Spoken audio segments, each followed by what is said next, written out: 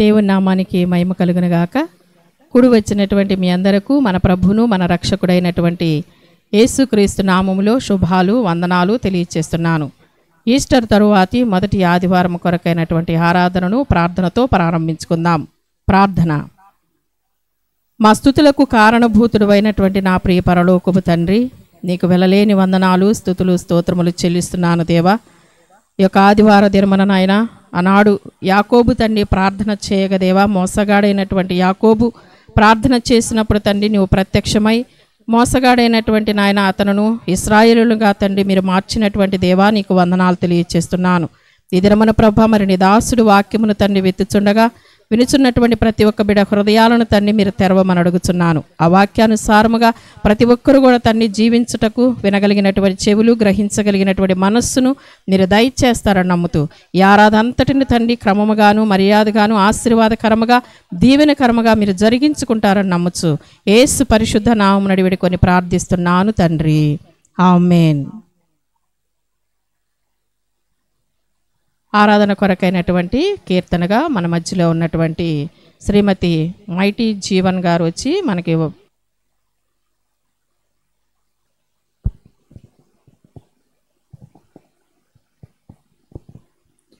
కన్న తల్లి మరచినా కన్న తండ్రి విడచినా అయిన వారే కాదనినా అడ్డంకులే వచ్చినా, కన్న తల్లి మరచినా కన్న తండ్రి విడచినా అయిన వారే కాదనినా అడ్డంకులే వచ్చినా, నేను విడువనని ఎడబాయనని నేను విడువనని ఎడబాయనని చెప్పినది నీవేనయ్యా.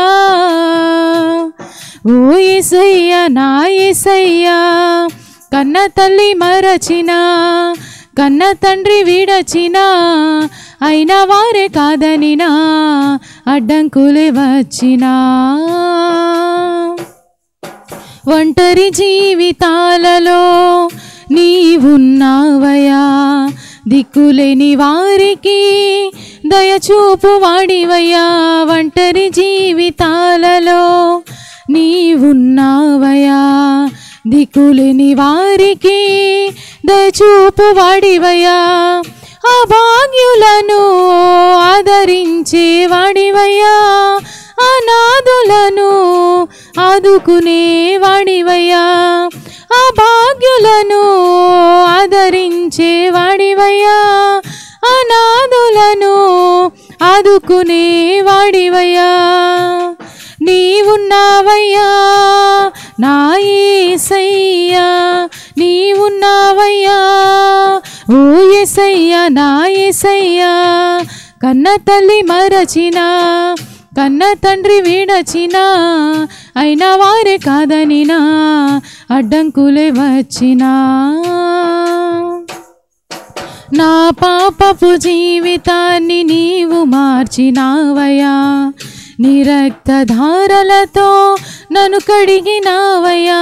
నా పాపపు జీవితాన్ని నీవు మార్చినావయ్యా, నీ రక్తధారలతో నన్ను కడిగినావయ్యా. క్షమించి కరుణించే వాడివయ్యా, రక్షణ నాకు దయచేసినావయ్యా. క్షమించి కరుణించే వాడివయ్యా, రక్షణ నాకు దయచేసినావయ్యా. నీవున్నావయ్యా నా యేసయ్యా, నీవున్నావయ్యా ఓ యేసయ్యా నా యేసయ్యా. కన్న తల్లి మరచినా కన్న తండ్రి విడచినా అయిన వారే కాదనినా అడ్డంకులే వచ్చినా, కన్న తల్లి మరచినా కన్న తండ్రి విడచినా అయిన వారే కాదనినా అడ్డంకులే వచ్చినా.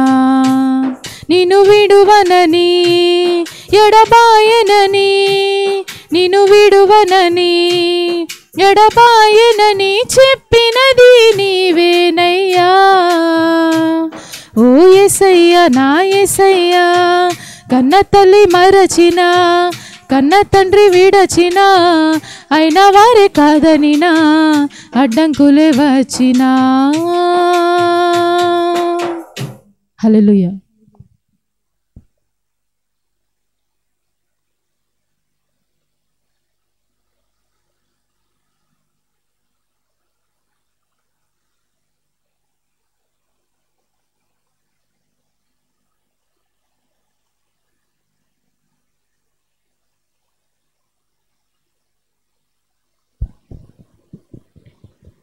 చక్కని పాటను పాడి వినిపించినటువంటి శ్రీమతి మైటీ జీవన గారికి ప్రత్యేకముగా వందనాలు తెలియజేస్తున్నాను. వాక్యాన్ని చదువుకుందాము. ఈ దినము కొరకు ఏర్పాటు చేయబడినటువంటి వాక్య భాగము ఆదికాండము 32వ అధ్యాయము 22వ వచనము నుంచి 26వ వచనం వరకు మన మధ్యలో ఉన్నటువంటి శ్రీమతి మైటీ జీవన గారు వచ్చి మనకు వాక్యాన్ని చదివి వినిపిస్తారు.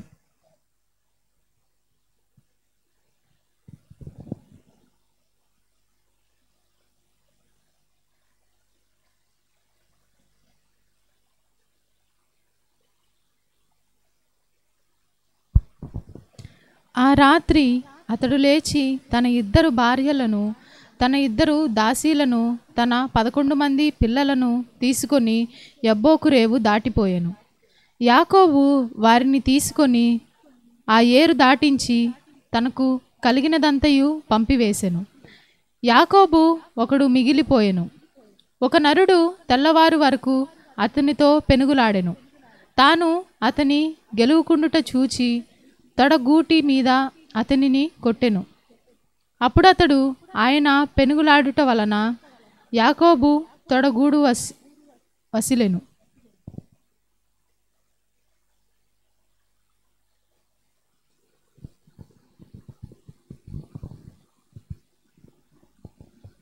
ఈ వాక్యాన్ని చదివి వినిపించినటువంటి మరి శ్రీమతి మైటీ జీవన్ గారికి ప్రత్యేకంగా వందనాలు తెలియజేస్తున్నాము. వాక్య సందేశంలోనికి వెళదాము. దైవజనులు మరి రెవరెండ్ డాక్టర్ నవకుమార్ రాయపుడి గారు వచ్చి మనకు వాక్యాన్ని అందిస్తారు. వారిని ప్రత్యేకంగా ఆహ్వానించుకుందాం.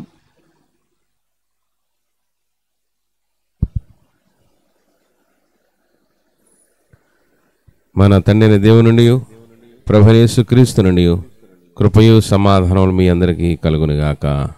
ఆమెన్. క్రీస్తునందు ప్రియమైన దేవుని బిడ్డలారా, మీ అందరూ బాగున్నారా? మరి గత వారం పునరుద్ధానపు పండుగ ఆరాధన మనం జరిపించుకొని ఆ పునరుద్ధానపు బలాన్ని, శక్తిని మనం పొందుకున్నాం. అలాగే ఆ పునరుద్ధానపు బలముతో మనం ముందుకు సాగాలి అంటే యాకోబు వలె ప్రార్థనలో పోరాటం చేసి మనం ఇంకా ఆ పునరుద్ధానపు ఆనందాన్ని, అనుభూతులను అనుభవిస్తూ ముందుకు సాగుదాం.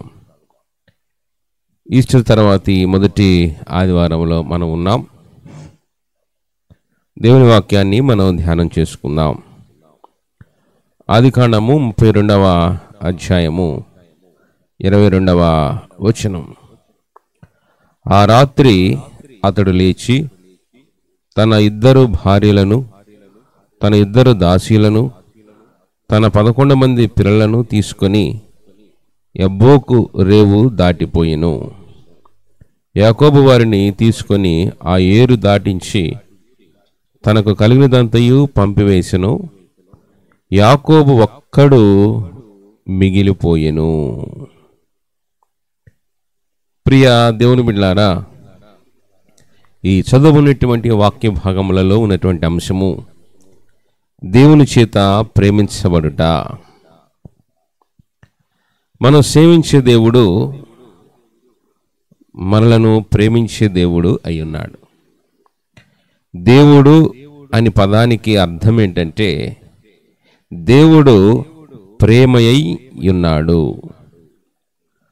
మన దేవుడు పాపిని ప్రేమించిన దేవుడు, పాపమును ద్వేషించే దేవుడు, శత్రువులను కూడా ప్రేమించి శత్రువుల కోసం ప్రాణం పెట్టిన దేవుడు, మనలను పరలోకానికి రమ్మని పిలిచే దేవుడు. అయితే మానవుడు తనను ప్రేమిస్తున్న దేవుని విడిచి ప్రేమించే స్థలమైనటువంటి దేవాలయాన్ని విడిచి కొన్ని సందర్భాలలో తన యొక్క వ్యక్తిగత ఇరుకు ఇబ్బందులలో కొన్ని మొక్కుబళ్ళు మొక్కుకుంటాం. ఆ మొక్కుకున్న వాటిని మరచి చివరకు అన్నీ ఉండి అందరికీ దూరమై ఒంటరిగా మిగిలిపోతూ ఉంటాం. యాకోబుకి ఇక్కడ అదే జరిగింది. ప్రియ దేవుని బిడ్డలని ఇక్కడ మనం గుర్తుపెట్టుకోవాల్సిన విషయం ఏంటంటే, మనం దేవుని ప్రేమిస్తే మనల్ని మనవారు ప్రేమిస్తూనే ఉంటారు. మనం ఒంటరిగా మిగిలిపోం. ఇక ఈ వాక్య భాగాన్ని మనం జాగ్రత్తగా అర్థం చేసుకున్నట్లయితే, యాకోబు తన ఇంటిలో అనగా ఇస్సాకు, రిబ్కా తన తల్లిదండ్రుల దగ్గర ఉన్నప్పుడు తన తండ్రిని మోసం చేశాడు, తన అన్నను మోసం చేశాడు. మోసం చేసినప్పుడు అదంతా మనకు తెలిసిన విషయం. అన్న తమ్ముని మీద పగబడతాడు. పగబట్టి ఎక్కడ అన్న చంపేస్తాడేమో తమ్ముణ్ణి అని చెప్పేసి అని తల్లి అనేటువంటి రిబ్కా, నాయన మీ ఇద్దరిని ఒకే రోజు నేను పోగొట్టుకోలేను, కాబట్టి నువ్వు వెళ్ళి మీ మేనమామైన లాబాన్ దగ్గర కొంతకాలం ఉండు, నేను పిలుస్తాను, నేను పిలిచినప్పుడు వచ్చేసేయి అని చెప్పి పంపించింది. ప్రియ దేవుని బిడ్డలారా, అక్కడ యాకోబు వెళ్ళిపోయాడు. 20 సంవత్సరాలు గడిచిపోయింది. 20 సంవత్సరాలు అయితే గడిచిపోయింది, కానీ తన వ్యక్తిగత జీవితంలో అన్న చంపేస్తాడేమో అన్నటువంటి భయము మాత్రం అతనిలో అలాగే ఉంది. ఇక తన మామ దగ్గర నుంచి తిరిగి అక్కడ కూడా చెప్పకుండానే మామను మళ్ళా మోసం చేసి తిరిగి వస్తూ ఉన్నాడు. ప్రియ దేవుని బిడ్డలారా, అయితే ఇక్కడ మనం ధ్యానించేటటువంటి విషయం ఏంటంటే, యాకోబు ఒంటరిగా మిగిలిపోయాడు. ఎందుకు యాకోబు జీవితం ఒంటరిగా అయిపోయింది? ఏశావు నుండి కాపాడుకోవటానికి యాకోబు చేసిన ప్రయత్నాలు. ఇతను ఒక ఆలోచన వచ్చింది, అన్న చంపుతాడేమో అని చెప్పేసి అని తనకున్నటువంటి భార్యను పిల్లలను 2 గుంపులుగా చేశాడు. 2 గుంపులుగా చేసి ఒకరిని ముందు పంపించాడు, వారికి ఎడంగా మరొక గుంపును పంపించాడు. అంటే మొదటి గుంపు మీద పడి వాళ్ళని చంపేస్తే అప్పుడు ఆ తరుణంలో ఈయన తప్పించుకోవచ్చు అనే ఒక ఉపాయాన్ని అనుకొని ముందొక గుంపును పంపించాడు. కొంత దూరం అయిన తర్వాత మరలా ఒక గ్యాప్తో ఇంకో గుంపును పంపించాడు. ఆయన ఒక్కడే, ఇంకొక గుంపు కాదు కానీ ఆయన ఒక్కడే వెళతా ఉన్నాడు. అంటే ప్రియ దేవుని బిడ్డలారా, ఇక్కడ యాకోబు తన సొంత బలమును ఆధారం చేసుకొని తన అన్న నుంచి తప్పించుకోవాలి, కాపాడుకోవాలి అని ప్రయత్నం చేస్తూ ఉన్నాడు. అయితే వాటన్నిటినీ అయిపోయి మూడవదిగా దేవునిని వేడుకుంటున్నాడు. నీకు కలిగిన భయం నిన్ను ప్రార్థనలోకి నడిపించటానికే. ఇక్కడ ఎన్ని ప్రయత్నాలు చేసినా ఆయన్ను భయం అనేది వెంటాడుతూ ఉంది, వేధిస్తూ ఉంది. తన అన్నను శాంతపరచటానికి శ్రేష్టమైన బహుమానాలని పంపుతున్నాడు. బహుమానం అనేది శాంతికి, సమాధానానికి, గౌరవప్రదమైనటువంటి వాటికి సాదృశ్యం. ఇక ఈ వివరణ మనం జాగ్రత్తగా గమనించినట్లయితే యాకోబు ఒక్కడు మిగిలిపోయెను. ఎందుకు యాకోబు ఒక్కడు మిగిలిపోయెను? అతనికి 2 భార్యలు ఉన్నారు, లేయా, రాహేలు. అతనికి పుట్టిన 10 మంది మగపిల్లలు, ఒక ఆడపిల్ల, 11 మంది పిల్లలు ఉన్నారు. తన ఆస్తి, తన పశు సంపద ఉంది. అవన్నీ ఏమైపోయినాయి? ఎందుకు ఒక్కడే మిగిలిపోయాడు? కొన్ని సందర్భాల్లో మనం కూడా అన్నీ ఉండి అందరుండి చాలా బోరుగా, చాలా లోన్లీగా, చాలా ఒంటరిగా గడుపుతున్నాము అని అనిపిస్తుంది. ప్రియ దేవుని బిడ్డలారా, గల కారణం ఏంటో దేవుని వాక్యముల నుంచి కొన్ని విషయాలు మనం చాలా జాగ్రత్తగా నేర్చుకుందాం. యాకోబు అనుకున్నాడు, ఇక్కడ మనం బాగా ఉండాలి అంటే, బాగా ఉండటం అంటే సుఖంగాను, సంతోషంగాను, సౌఖ్యంగాను ఉండాలి అంటే చాలామంది అనుభవిస్తున్నటువంటి వెర్షన్ ఏంటంటే ఎదుటోడిని మోసం చేయటం, పక్కనున్న వాడిని మోసం చేయటం, అమాయకుని దగ్గర దోచుకోవటం, మన దగ్గర దాచుకోవటం.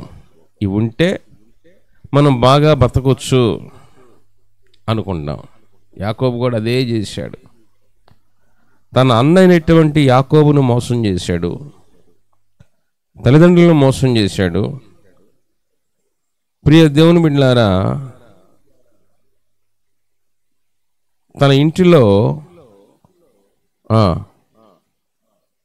అన్నను మోసం చేశాడు, తండ్రిని మోసం చేశాడు, లేయాని మోసం చేశాడు, రాహేల్ని వివాహం చేసుకున్నాడు. తద్వారా ఫలితం పెళ్ళేమో లేయాతో జరిగింది, కాపురానికి రాహేల్ని పంపించాడు. ప్రియ దేవుని బిడ్డలారా, ఇక్కడ మొదట మామ మోసం చేశాడు, రాహేల్ని ఇస్తాను అని చెప్పేసి అని లేయాని ఇచ్చాడు. లేయా మోసం చేసింది, తాను రాహేలు అనుకునేటట్లు ప్రవర్తించింది. అనగా ఆ రాత్రి లేయా, ఏమండి మీరు ఇష్టపడి 7 సంవత్సరాలు కష్టపడి పెళ్లి చేసుకుంది నన్ను కాదు అని చెప్పేసి అనేటటువంటి మాట యాకోబుకి ఏమీ చెప్పలేదు. ప్రియ దేవుని బిడ్డలారా, మా నాన్న నన్ను పంపాడు అని ఆమె ధైర్యం చేసి చెప్పలేకపోయింది. కారణం ఏంటంటే మనం ఏమైతే విత్తుతామో అవే పండ్లు కోస్తాం. రాహేలు తండ్రి ఇంటి నుంచి తిరిగి వస్తూ పుట్టింటి నుంచి విగ్రహాలను తెచ్చి భర్తను మోసం చేసింది, తన తండ్రిని మోసం చేసింది. ఈ ముందు అధ్యాయంలో మనం చూస్తే తరుముకుండా వస్తాడు లాబాను. ఏవయ్యా నువ్వు వెళ్ళావు, నాకు మాట చెప్పొచ్చు కదా, నేను బ్యాండ్ మేళంతో పంపించేవాడిని అని చెప్పేసి అని యాకోబుతో ఆ లాబాను అంటాడు. అప్పుడు లాబాను అంటాడు, నేనే మోసం చేశాను నిన్ను అని లాబానుతో యాకోబు అంటాడు. నువ్వు వెళ్ళావు, నా దేవుళ్ళని దేవతలను ఎందుకు తీసుకెళ్ళావు అంటాడు. ఒకవేళ అవి తీసుకెళ్ళితే మామ ఎవరి దగ్గర అయితే తెగపడతాయో వాళ్ళను చంపేయి అని చెప్పేసి అంటాడు. అయితే రాహేల్ ఏం చేసిందంటే ఆ విగ్రహాలని, బొమ్మల్ని పుట్టింటి నుంచి తీసుకొచ్చిన దేవతల్ని ఒక పాత్రలో పెట్టి వాటిని ఒక పెట్టెలో పెట్టి ఆ పెట్టె మీద ఒక గొంగళి లాంటిది కప్పి దాని మీద ఆమె కూర్చుంది. ఇక వాళ్ళ ఆయన వచ్చి ఆ గదంతా వెతుకుతున్నాడు. నాయన నేను కడగా ఉన్నాను అంటే డేట్లో ఉన్నాను, దయచేసి నేను నిన్ను చూసి లేవలేదని అనుకోవద్దు అని.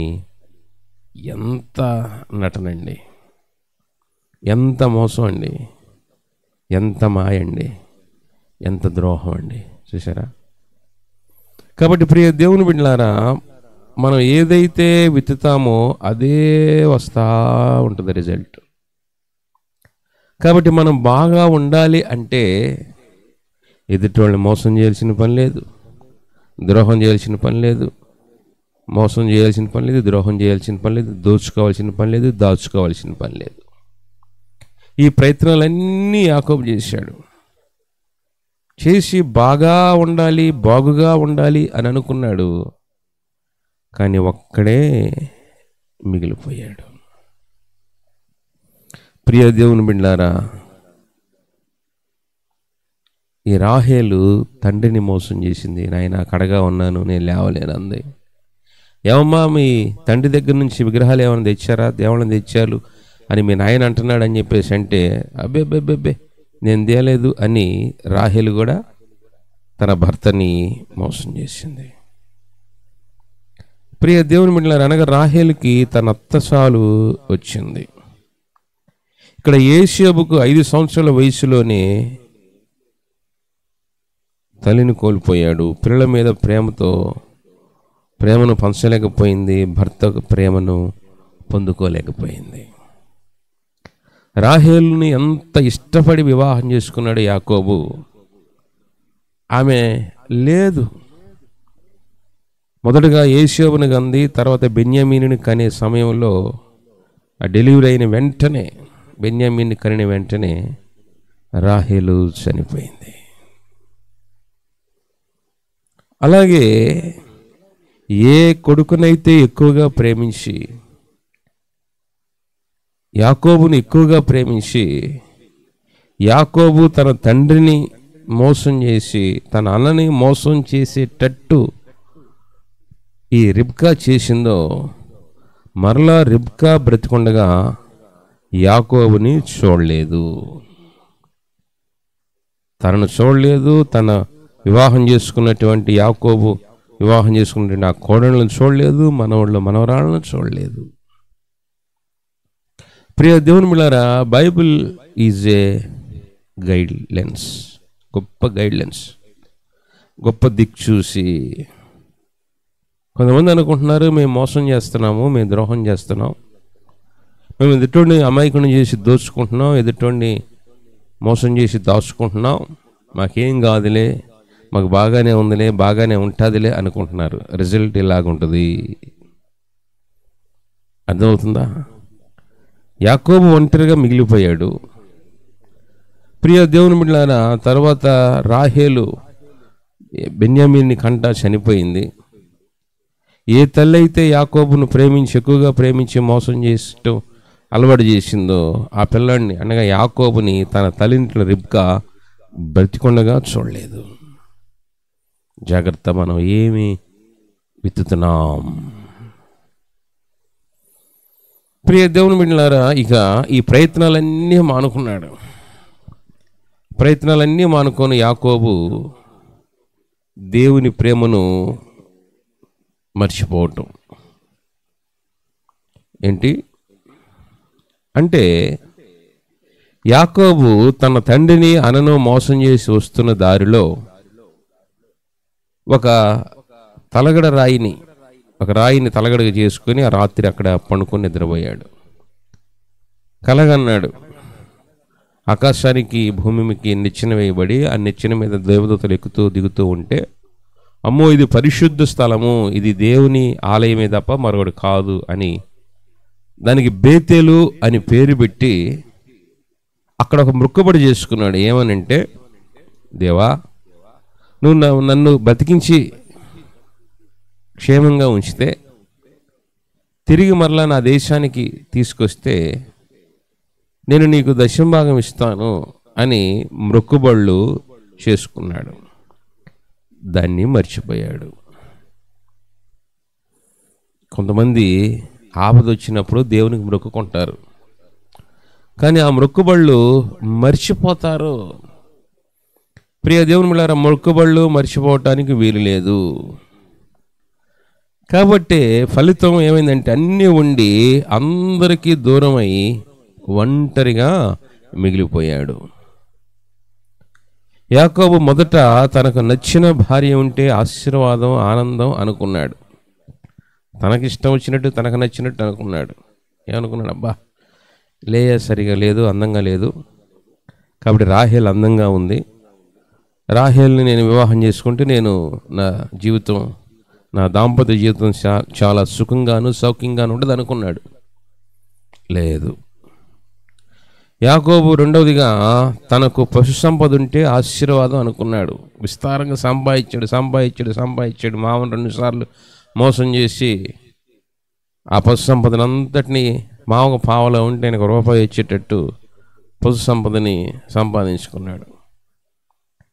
యాకోబు అనుకున్నాడు, కాదు మా అమ్మ మా నాయనకి మేము ఇద్దరమే, నాకు 10 మంది పిల్లలు ఉంటే నేను బాగా సంతోషంగా ఉంటానని 10 మంది పిల్లలుగా అన్నాడు. 10 మంది మగ పిల్లలు, 2 ఆడపిల్లలు. కాబట్టి యాకోబు తనకు పిల్లలు ఎక్కువగా ఉంటే సంతోషం అనుకున్నాడు. కానీ ఇక్కడ ఏమైందంటే పిల్లల్ని పోగొట్టుకొని 2 భార్యల్ని 2 దాసీల్ని మొత్తాన్ని వదిలేసి ఒంటరిగా ఉండవలసిన పరిస్థితి. ఇక్కడ భార్యలను వదిలిపెట్టాడు, సంపదను విడిచిపెట్టాడు, కుమారులను పక్కకు నెట్టాడు. తన ప్రాణం ఉంటుందో ఊడుతుందో తెలియని స్థితిలో భయపడుతూ ఒంటరిగా మిగిలిపోయాడు. ప్రియ దేవుని బిడ్డలారా, మన వ్యక్తిగత విశ్వాస జీవితంలో జాగ్రత్త. అవి ఇవి ఉంటే, వాళ్ళు వీళ్ళు ఉంటే మనం సంతోషంగా ఉంటాము అని భ్రమలో అనేకమైనటువంటి వాటిని సంపాదించుకోవటానికి, పోగు చేసుకోవటానికి, దాచేసుకోవటానికి, దోచేసుకోవటానికి ఎన్నో ప్రయత్నాలు చేస్తూ ఉంటాం. ఇదిగో చివరికి మిగిలేది ఒంటరితనం. పోనీ ఇక్కడ తను తరుముతుంది, తన ప్రాణం తీయటానికి వచ్చింది ఎవరో శత్రువు కాదు. ప్రియ దేవుని బిడ్డలారా, సొంత అన్న. ఎవరో అన్నే అమాయకుని చేసి కేవలం చిక్కుడుగాయ కూరను మోసం చేసి జ్యేష్ఠత్వాన్ని దోచుకున్నాడు. అంతటితో వదిలిపెట్టాడా? తన అన్న దగ్గరికి ఆ మేక చర్మం వేసుకొని రావాల్సిన దీవులన్నీ సంపాదించుకున్నాడు. అందుకే మన విశ్వాస యాత్రలో ఏమి విత్తనాలు విత్తుతున్నామో భక్తిలో చాలా జాగ్రత్తగా చూసుకోవాలి. 2 వచనాలను మనం చూసుకుందాం. మొదటిగా సామెతల గ్రంథం 11వ అధ్యాయము 18వ వచనాన్ని మనం చూస్తే,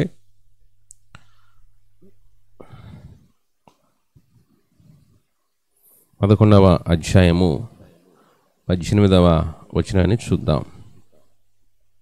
భక్తిహీనుని సంపాదన వానిని మోసము చేయును, నీతిని విత్తువాడు శాశ్వతమైన బహుమానము నందును. చూసారా? ఎవరు సంపాదన అంట? భక్తిహీనుని సంపాదన వానిని మోసము చేయును. ప్రియ దేవుని బిడ్డలారా, ఈ భక్తి చేసేది సంపాదన కోసం కాదు, సేవ చేసేది సంపాదించుకోవటం కోసం కాదు.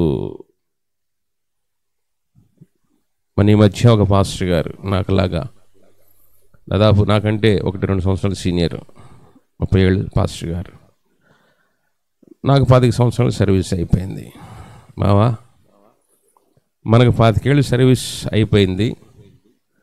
నిన్నగాక మొన్న వచ్చిన పాస్టర్ గారు ఫస్ట్ ప్యారిష్లోనే 2వ ప్యారిష్లోనే స్థలాలు కొంటున్నారు, పొలాలు కొంటున్నారు, ఇళ్ళు కొంటున్నారు, కార్లు కొంటున్నారు అని చెప్పేసి అని బాధపడుతూ ఒక పాస్టర్ గారు, తెలిసిన పాస్టర్ గారి గురించి ఎంక్వైరీ చేస్తే ఆయన ఫస్ట్ ప్యారిష్లోనే ఒక స్థలం కొన్నాడు.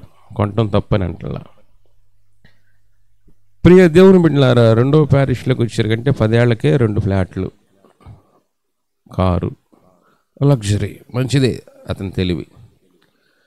కానీ అక్కడ ఏం చేశాడంటే, నేను దేవాలయాన్ని కడతన్నాను అని చెప్పేసి ప్రజలకు మాయ మాటలు చెప్పి, ఉన్న మాటలు లేని మాటలు చెప్పి పోగేసుకుని దాచేసుకొని చేశాడు. బాగానే ఉంది. కరోనా టైంలో ప్రాణం పోయింది. కాబట్టి ఇక్కడ మనం గమనించవలసిన విషయం ఏంటంటే, భక్తిహీనుని సంపాదన వానిని మోసము చేయును, నీతిని విత్తువాడు శాశ్వతమైన బహుమానము నందును. కాబట్టి నిన్ను మోసం చేసే సంపాదన నీకు కావాలా? శాశ్వతమైన బహుమానము నీకు రావాలా? యాకోబు ఇక్కడ ఏం చేశాడంటే, భక్తిహీనుని సంపాదన లాగా భక్తి లేకుండా సంపాదించాలి, దోచుకోవాలి అని ప్రయత్నాలు చేశాడు. ఒంటరిగా మిగిలిపోయాడు. అక్కడే 13వ అధ్యాయం 11వ వచనాన్ని మనం చూస్తే, మోసము చేత సంపాదించిన ధనము క్షీణించిపోవును, కష్టం చేసి కూర్చుకునేవాడు తన ఆస్తిని వృద్ధి చేసుకొనును. ఎంత గొప్ప మాటలండి. మళ్ళీ చదువుతున్నా చూడండి, మోసము చేత సంపాదించిన ధనము క్షీణించిపోవును. ఏమైపోతుందంట? మోసము చేత సంపాదించిన ధనము క్షీణించిపోతుంది. అందుకే పెద్దోళ్ళు అంటారు, కష్టపడ్డాదే ఉండట్లా, ఇక ఊరకు వచ్చింది ఊరకనే పోద్ది. కాబట్టి మోసము చేత సంపాదించిన ధనము క్షీణించిపోవును, కష్టం చేసి కూర్చుకునేవాడు తన ఆస్తిని వృద్ధి చేసుకొనును. ప్రియ దేవుని బిడ్డలారా, అందుకని గలతీ పత్రికలో పౌలు అంటాడు, మోసపోకుడి, దేవుడు వెక్కిరించబడడు. ప్రియ దేవుని బిడ్డలారా, మనం భక్తి చేయటం పెద్ద లెక్కేం కాదు, పెద్ద గొప్పేం కాదు.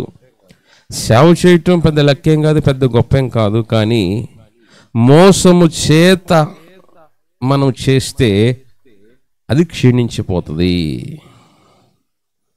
కాబట్టి యాకోబుకు ఒంటరితనం అవటానికి గల కారణం ఏంటంటే ఇదే. ప్రియ దేవునిలారా, యాకోబు ఒంటరిగా మిగిలిపోయాడు. ఇక రాత్రి అనుకున్నాడు, ప్రభా, ఇంతకాలం నేను మంచి తెలివి కలిగిన, అందం కలిగిన భార్య ఉంటే నా లైఫ్ బాగా ఉండదు అనుకున్నాను, వట్టిదే. బాగా ఆస్తి ఉంటే నా లైఫ్ బాగుంటుంది అనుకున్నాను, వట్టిదే. 10 మంది పిల్లలు ఉంటే నా జీవితం బాగా ఉండదు అనుకున్నాను, అది వట్టిదే. కాబట్టి ప్రభువా, ఇక నీవు నన్ను ఆశీర్వదిస్తేనే నేను నిన్ను పోనిస్తాను అని కంకణం కట్టుకొని ప్రార్థన చేయటం మొదలుపెట్టాడు. ఇది నేటి విశ్వాసికి, సేవకునికి ఉండవలసినటువంటి లక్షణం. దేవుని ఆశీర్వాదం, దేవుని చేత ప్రేమించబడటం. ప్రభువా, నీవు నన్ను ఆశీర్వదించితేనే నేను నిన్ను పోనిస్తాను అని పోరాడాడు. ఆ దూత అంటాడు, ఏమయ్యా పోదులే, నేను వెళ్ళిపోవాలంటే నేను మానేను, నువ్వు నన్ను ఆశీర్వదిస్తేనే నేను నిన్ను పోనిస్తాను అని చెప్పేసి అంటే, అక్కడ దేవుడు అడుగుతున్నమాట, ఎందుకు నీ పేరేమిటి? ప్రియ దేవుని బిడ్డలారా, దేవునికి మన పేరు తెలీదా, మన ఊరు తెలీదా?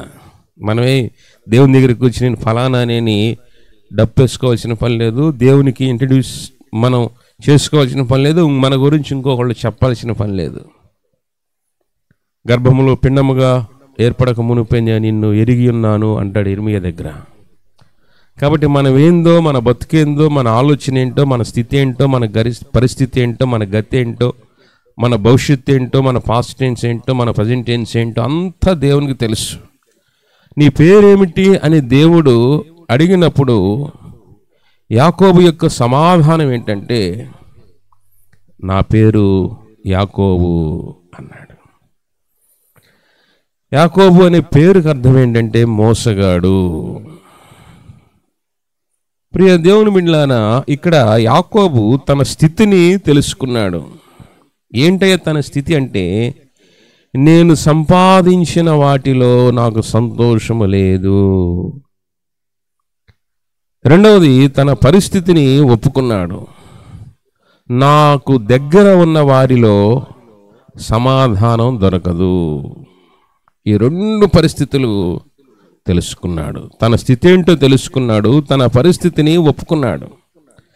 ప్రియ దేవుని బిడ్డలారా, దేవుని దగ్గరకు వచ్చినప్పుడు మనం తెలుసుకోవాల్సిన విషయం ఏంటంటే, మన స్థితిని ఒప్పుకోవాలి. అతిక్రమంలో దాచిపెట్టుకునే వాడు వర్ధిల్లుడు, వాటిని ఒప్పుకొని విడిచిపెట్టేవాడు కనికరము పొందును అని వాక్యం సెలవిస్తూ ఉంది. కాబట్టి యాకోబు తన స్థితిని తెలుసుకున్నాడు, తన పరిస్థితిని ఒప్పుకున్నాడు. ప్రియ దేవుని బిడ్డలారా, నా పాపం నీ పాపం ఒప్పుకుంటేనే నాకు విమోచన, నా పరిస్థితి నా దేవునికి చెప్పుకుంటేనే నాకు సమాధానం అని తెలుసుకోవటం. దేవుని గురించి తెలుసుకున్నాడు, దేవుని కలుసుకున్నాడు, ప్రార్థనలో పోరాడాడు. సరిపో, నేను నిన్ను ఆశీర్వదిస్తున్నాను అన్నాడు.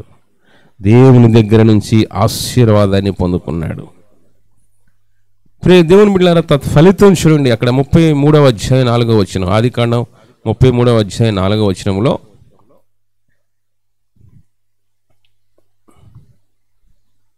ఆదికాండం 33వ అధ్యాయం 4వ వచనం. అప్పుడు ఏశావు అతడు ఎదుర్కొన పరిగెత్తి అతని కౌగిలించుకొని అతని మెడ మీద పడి ముద్దు పెట్టుకొనెను. బా, ఎక్కడన్నా చంపేస్తాడో, తన అన్న చంపేస్తాడో అని భయపడినటువంటి ఏశావు ప్రియ దేవుని బిడ్డలారా కౌగిలించుకోవటం ఏంటి, ముద్దు పెట్టుకోవటం ఏంటి?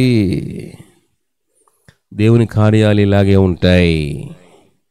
కత్తి పట్టుకొని వచ్చిన ఏశావుకు తన తమ్ముని మీద కరుణ వచ్చింది. తప్పు తెలుసుకున్న యాకోబుకి తన అన్న మీద అభిమానం రగిలింది. అన్నదమ్ములు ఎదురు కలిస్తే ఎదురైతే ఒకరినొకరు చంపుకోవటానికి సిద్ధపడ్డారు. అర్థమైందా? చంపేస్తాడేమో అనుకున్నటువంటి అన్న కౌలించుకున్నాడు, ముద్దు పెట్టుకుంటున్నాడు. ఇది ఎలా సాధ్యం? ఎలా బద్ధ శత్రులుగా ఉన్న వారిని ముద్దు పెట్టుకున్న మిత్రులుగా మార్చింది ఎవరు? ఎవరు? ఎవరు? ప్రియ దేవుని బిడ్డలారా గమనించింది. మన ఇంటిలో సమస్య వచ్చింది, ఎవరి దగ్గరికి వెళదాం? ఎమ్మెల్యే గారి దగ్గరికి వెళదామా? మన ఒంటిలో రోగం వచ్చింది, ఏ హాస్పిటల్కి వెళదాం? Super speciality hospital. మన కాపురంలో కలత వచ్చింది, ఎవరింటికి వెళదాం? పుట్టింటికి వెళదామా అయితే మెట్టింటికి వెళదామా? ఎవరింటికి వెళదాం? అర్థమవుతుందా? ఇక్కడ బద్ధ శత్రులుగా ఉన్నటువంటి వారిని ముద్దు పెట్టుకునే మిత్రులుగా మార్చింది ఎవరు? ఎమ్మెల్యేలు, ఎంపీలు కాదు. సూపర్ స్పెషాలిటీ హాస్పిటల్లోకి వెళ్ళి వాళ్ళు ఏమి బైపాస్ సర్జరీ చేయించుకోవాలా? ప్రియ దేవుని బిడ్డలారా, పుట్టింటికి మెట్టింటికి, తెలిసిన వాళ్ళ ఇంటికి, బంధువుల ఇంటికి, స్నేహితుల ఇంటికి వాళ్ళేం మార్చలా. ప్రియ దేవుని బిడ్డలారా, భక్తుడు చేసిన పని మనం అనగా విశ్వాసి తప్పక చేయవలసిన పని ఏంటంటే దేవుని దగ్గర ఒకటి తన స్థితిని ఒప్పుకోవటం. మన స్థితిని, పరిస్థితిని దేవుని దగ్గర ఒప్పుకోవాలి. రెండవది మానక ప్రార్థన చేయాలి. మూడవది ప్రార్థనలో పోరాటం చేయాలి. ఈ 3 లక్షణాలు యాకోబు యొక్క జీవితంలో, ఈ 3 లక్షణాలు ఏమని అంటే, ప్రియ దేవుని బిడ్డలారా, బద్ధ శత్రులుగా ఉన్నటువంటి వారిని ముద్దు పెట్టుకునేటట్టు మార్చగలిగినటువంటి ఆ శక్తి దేవుని ద్వారా మాత్రమే లభించింది. ప్రియ దేవుని బిడ్డలారా, కాబట్టి యాకోబు చేసిన ప్రార్థనల వలన దేవుడు ఏశావులో పరివర్తన కలిగించి తన తమ్మునితో సమాధాన పడాలన్న కోరికను దేవుడే కలిగించాడు. అర్థమవుతుందా? కాబట్టి ఏశావులోని స్నేహపూర్వమైన స్వభావానికి గల కారణం ఏంటంటే, ప్రియ దేవుని బిడ్డలారా, ఏశావులోని స్నేహపూర్వకమైన స్వభావానికి కారణం యాకోబు ప్రార్థనకు దేవుని జవాబు. కాబట్టి మనం ఎప్పుడు ప్రార్థన చేయాలి, ఎప్పటి వరకు ప్రార్థన చేయాలి, ఎలాగా ప్రార్థన చేయాలంటే జవాబు వచ్చేంత వరకు ప్రార్థన చేయాలి. రాత్రి చచ్చిపోతాడే, ఇక నాది ఈ రోజుతో లాస్ట్ అనుకున్నాడు యాకోబు. మన జీవితంలో కూడా అలాంటి రాత్రులు ఎన్ని గడిపామో, ఉన్నటువంటి అప్పును బట్టి, చేసిన తప్పును బట్టి, పిల్లలు తీసుకొచ్చిన సమస్యలను బట్టి, లేకపోతే భర్త వలన భార్యకు, భార్య వలన భర్తకు, పిల్లల వల్ల తల్లిదండ్రులకు, ఎదుటింటి వాళ్ళు, పక్కింటి వాళ్ళు, వెనకింటి వాళ్ళు, ఆఫీసులోనో, లేకపోతే తనకు వచ్చిన రోగాన్ని బట్టో, వ్యాధి బాధ బలహీనతను బట్టి ఏమవుతావంటే, ఈ రాత్రితో నా పని అయిపోయింది అనుకుంటాం. ప్రియ దేవుని బిడ్డలారా, అయితే నీ జీవితంలో ఎన్నో రాత్రులు వస్తాయి పోతాయి, కానీ ఈ రాత్రి అయినా నువ్వు దేవునితో ప్రార్థన చేయటం మొదలు పెడితే, దేవునితో పోరాడటం మొదలు పెడితే, దేవునితో పోరాడి ప్రార్థనలో ఎప్పటి వరకు? నీవు నన్ను ఆశీర్వదించితేనే గాని నేను నిన్ను పోనేను అన్న పట్టుదల కలిగిన ప్రార్థన చేయటం మనం నేర్చుకుంటే మన ముందు ఉన్న ఎంత పెద్ద సమస్య అయినది దూది పెంచవలే ఎగిరిపోతుంది. అందుకని ప్రభువు అన్నాడు, మీకు ఆవగింజంత విశ్వాసం ఉంటే ఈ కొండ వెళ్ళి అవతల పడమంటే పడిపోద్ది అన్నాడు. ఆవగింజంత, కొండ ఎంత? మీకు ఆవగింజంత విశ్వాసం ఉంటే ఈ కొండ వెళ్ళి అవతల పడమంటే పడుద్ది అన్నాడు. మన కొండ ఎప్పుడు నెత్తిన పెట్టుకుంటాం, అయ్యో అయ్యో అయ్యో. అందుకని ప్రభువు అన్నాడు, మీ చింత యావత్తు నా మీద వేయండి, మీరు నిశ్చింతగా ఉండండి అంటాడు. కాబట్టి మనలో చింత పెట్టుకుంటే మనం నిశ్చింతగా ఉండలేము. మనకున్న వ్యాధి అయినా, బాధ అయినా, సమస్య అయినా, అప్పైనా, తప్పైనా, ఏదైనా సరే ఆయన మీద పడి దేవుని సన్నిధిలోకి వచ్చి, దేవా నాకు ఈ సమస్య వచ్చింది, నేనేం చేయలేను, ఐఆమ్ జీరో, నువ్వేం చేస్తావు చెయ్యి అని మన సమస్యను ఆయన మీద పడేస్తే దేవుడే చూసుకుంటాడు. ప్రియ దేవుని బిడ్డలారా, కాబట్టి ఒక్కడగా మిగిలిపోయిన రాత్రి తెల్లవారే సమయానికల్లా అన్నదమ్ములిద్దరూ ఒకళ్ళనొకళ్ళు కౌగిలించుకొని ముద్దు పెట్టుకున్నారు. ఎంత గొప్ప మార్పు అండి! ఆ మార్పుకు కారణం యాకోబు చేసిన ప్రార్థన, దేవుడిచ్చిన జవాబు. కాబట్టి నీ జీవితంలో, నీ భక్తిలో, నీ బ్రతుకులో, నీ కుటుంబంలో, నీ కాపురంలో, నీ సేవలో అలా సమాధానకరమైన, సంతోషకరమైనటువంటి పరిస్థితులు, స్థితిగతులు రావాలి, కావాలి అంటే ఈ రాత్రి నీవు పట్టుదల కలిగి ప్రార్థన చేయటం అలవాటు చేసుకోవాలి. మంచి భార్య ఉంటే, మంచి సంపద ఉంటే, మంచి కారు ఉంటే, మంచి బిల్డింగ్స్ ఉంటే, మంచి ప్యారిష్లో ఉంటే, మంచి పొలిటికల్ బ్యాక్గ్రౌండ్ ఉంటే మనకు సంతోషం అనుకుంటాం. పొరపాటు. మనకి దేవునితో సంబంధం ఉంటే, దేవునితో ప్రార్థనలో వ్యక్తిగతంగా గడిపేటటువంటి సహవాసం, అనుభవం నీకుంటే, ప్రియ దేవుని బిడ్డలారా, పరిస్థితులు మారిపోతాయి. అందుకనే పేతురు రాస్తూ పత్రిక పట్టణంలో మన నిరీక్షణ జీవముతో కూడినదై ఉండాలి అంటాడు. ఎలాంటి నిరీక్షణ ఉండాలి అంటే జీవముతో కూడిన నిరీక్షణ అయి ఉండాలి.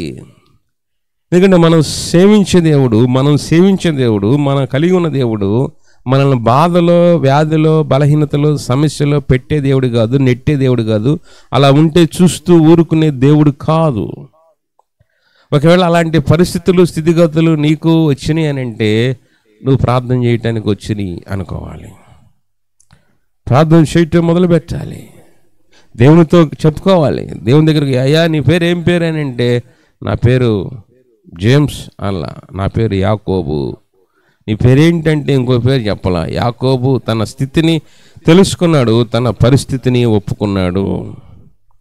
కాబట్టి మన ప్రార్థన ఎలాగుండాలంటే, మన భక్తి ఎలాగుండాలంటే, మన నిరీక్షణ జీవముతో కూడినదై ఉండాలి. యాకోబు వలె ఇక నన్ను ఈ అపాయం నుంచి నా దేవుడే నన్ను తప్పిస్తాడు, నా పని జవాబిస్తాడు, నన్ను ఈ సమస్య నుంచి బయటపడేస్తాడు అనేటువంటి నిరీక్షణతో. ఎలాంటి నిరీక్షణ? జీవంతో నిరీక్షణ. ప్రియ దేవుని, మనం దేవుని ప్రేమిస్తే మానక ప్రార్థనలో ముందుకు సాగాలి. కనుక ప్రియ దేవుని బిడ్డలారా, మనం నేర్చుకోవాల్సిన పాఠం, దేవుని చేత ప్రేమించబడాలి, దేవుని ప్రేమించాలి, జీవంతో కూడిన నిరీక్షణ ఉండాలి. దేవుని దగ్గర మన స్థితిగతులను, పరిస్థితులని ఒప్పుకోవాలి. అప్పుడు దేవుడు మన ప్రార్థనలను ఆలకిస్తాడు, మన ప్రార్థనలకు జవాబు దయచేస్తాడు.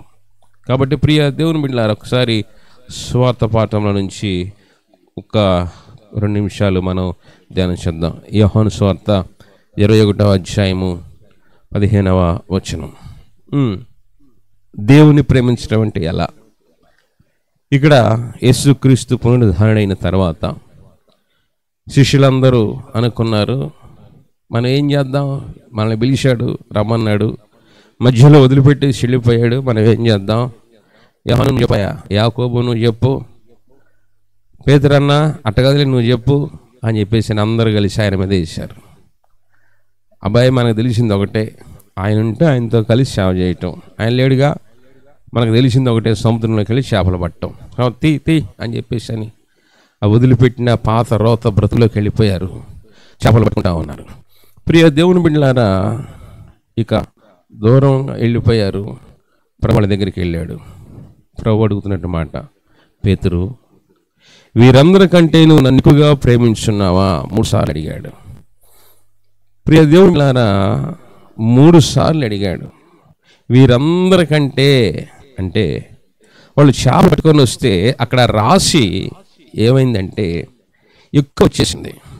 ఆ రాశి వల్ల వాళ్ళు అనుకున్నటువంటిది, వాళ్ళు ఎంతో ఆ రాశి వల్ల వచ్చే ధనంని బట్టి వారు ఎంతగానో లాభం వచ్చింది అని చెప్పేసి అనుకొని దాని గురించి కొన్ని ప్లాన్ చేసుకున్నారు.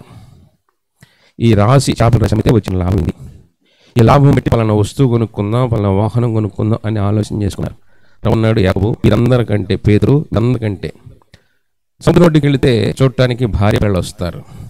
కాబట్టి నీ భార్య కంటే, నీ భర్త కంటే, నీ పిల్లల కంటే, నీకున్నటువంటి వారందరికంటే నువ్వు నన్ను ఎక్కువగా ప్రేమిస్తున్నావా అని చెప్పేసి అని ప్రభు అడిగితే పేతురు సరిగా సమాధానం చెప్పలేడు. ప్రియ దేవుని బిడ్డలారా, మనం నేర్చుకోవాల్సిన పాఠం, మన వ్యక్తిగత విశ్వాస జీవితంలో అన్నిటికంటే అందరికంటే దేవుణ్ణి ఎక్కువగా ప్రేమించడం మనం మొదలుపెడితే దేవుని ఆశీర్వాదం మనకు తప్పగా వస్తుంది. కాబట్టి ఎక్కువల్లి పట్టుదల కలిగి ప్రార్థించుదాం, నిరీక్షణతో ఉన్నటువంటి విశ్వాసాన్ని కలిగి ఉందాం, దేవుని ఎడతెగగా ప్రేమిద్దాం. అలాంటి కృప పరిశుద్ధాత్మ దేవుడు మనకి సాధించని గాక. ఆమేన్. ప్రార్థన చేసుకుందాం. పరిశుద్ధుడా, ప్రేమ తండ్రి, నామకు వేలాది వందనాలు. ఈ ఉదయకాల సమయంలో మమ్మల్ని ప్రేమించి మాకు ఇచ్చినటువంటి ఈ స్థితిగతులను బట్టి, పరిస్థితులను బట్టి నీకు వందనాలు అయ్యా. ఆ రాత్రి యాకోబు ఒక్కడే మిగిలిపోయాడు. మా వ్యక్తిగత జీవితంలో ఇదిగో నాయనా, మరి మమ్మల్ని ప్రేమించి మాకు ఇచ్చినటువంటి ఈ యొక్క సమయాన్ని బట్టి, స్థితిగతులను బట్టి నీకు వందనాలు తెలియజేస్తాం. నిన్నుగా ప్రేమిస్తూ విశ్వాసంలో ముందుకు సాగిపోయే భక్తిని, సేవను మాకు నేర్పించి మహిమ పొందమని యేసు నామమున అడుగుచున్నాము తండ్రి. ఆమేన్. తండ్రి, కుమార, పరిశుద్ధాత్మ తిరిగి దేవుని దీవెన మీకు తోడే నడిపించను గాక. ఆమేన్. ప్రియ దేవుని బిడ్డారా, తప్పగా షేర్ చేయండి, లైక్ చేయండి, సబ్స్క్రైబ్ చేయండి. మీ వ్యక్తిగత ప్రార్థనలకి మమ్మల్ని సంప్రదించండి. దేవుడు మిమ్మల్ని బహుగా దీవించి ఆస్వాదించును గాక. ఆమేన్. Thank you.